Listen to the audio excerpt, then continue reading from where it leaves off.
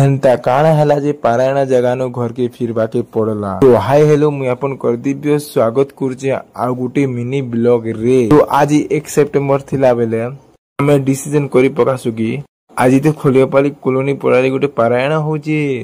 आमे रेडी रुडा हे करी आमे भारी जेसु पारायण देखबार लागि। आ रास्तार व्यू टी देखो मैजिक सहित। तो आमे ऑलमोस्ट आसी जान गेट के अंदर सुई देखो टिके और जदि आपण माने भी एंता स्टैंड लगावा के चाहो छो बेले आपण माने भी खुशबू टेन हाउस की कांटेक्ट करी पारबो।